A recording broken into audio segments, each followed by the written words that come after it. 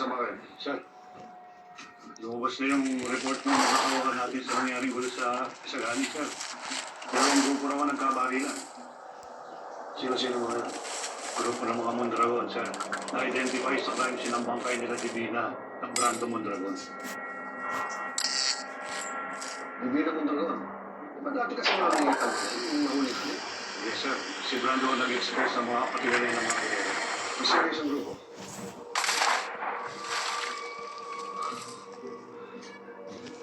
Grupo ng mga Guerrero, sir. Na-identify yung isang bangkay na si Jason Medea, sir. Close in security ng mga Guerrero. Kaya, guys, Sir.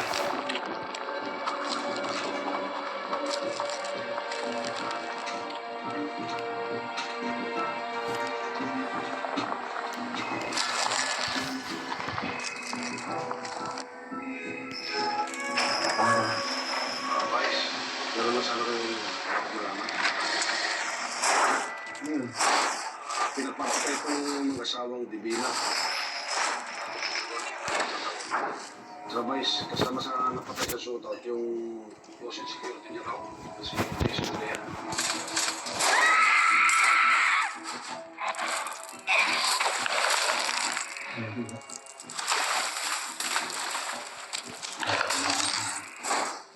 Naintindihan ko, Vice.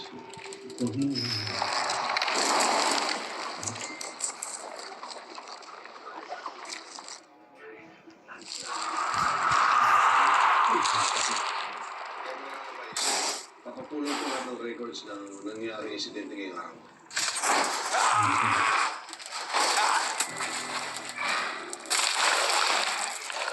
Patay na, mga Mondragon! Hindi, tawagan mo na si Jason. Makakwento ka na. Yes! Yes!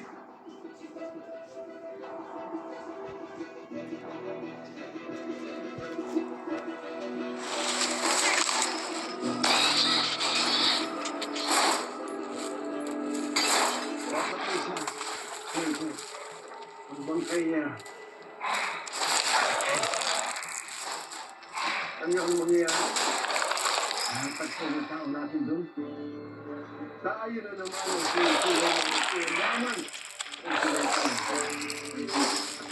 Hindi pwede naman. Imagine ko na. Please, kung kayo diba? Kaya sa ginawa niyo.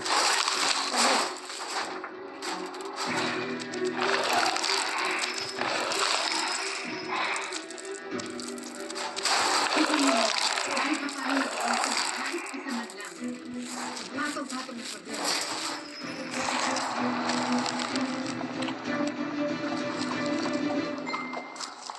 Ay, Freddy, tingnan mo. Tingnan mo. Gusto ko din eh.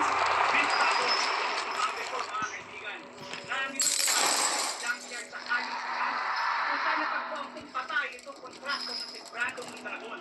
Kasama po sa mga namatay ang kanyang asawa si Divina Mondragon at marami po mga tao. Matatandaan po natin na Brando Mondragon ang mga Guerrero. Inaakasahan po niya ang mga Guerrero na kumukupit po ang bayan.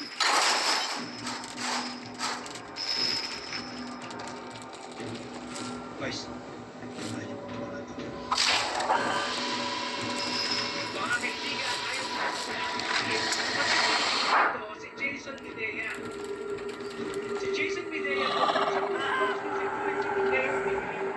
kaya ang tanong po mga kaibigan, may kinalaman ba ang reaction sa Brando Mondragon laban sa mga Guerrero sa massacre na ito? Sino po ba ang nasa likod ng bawal pumalingan, bawal pumikit, tutukas na. Guerrero na yun.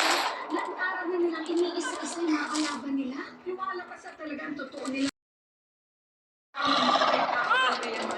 Palagay ko sila rin ang nagpapakain sa mga magagawa.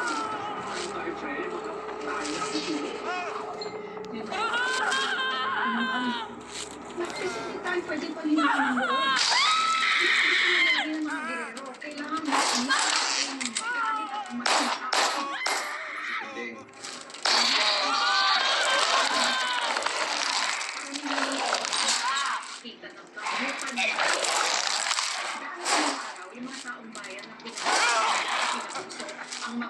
nakatalsik sa kanila.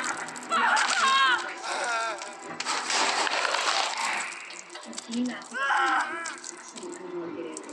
Pero, bakit sila din nakakalat? Hindi na sila nakakalat.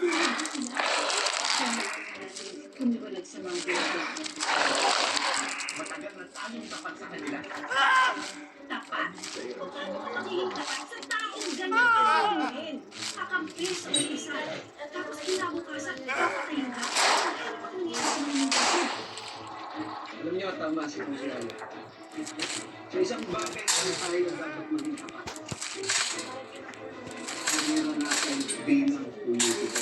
Tumiwalag na tayo sa success.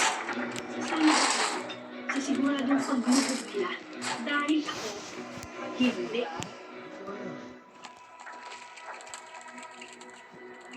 Pakilang lang talaga yung ambit kayo.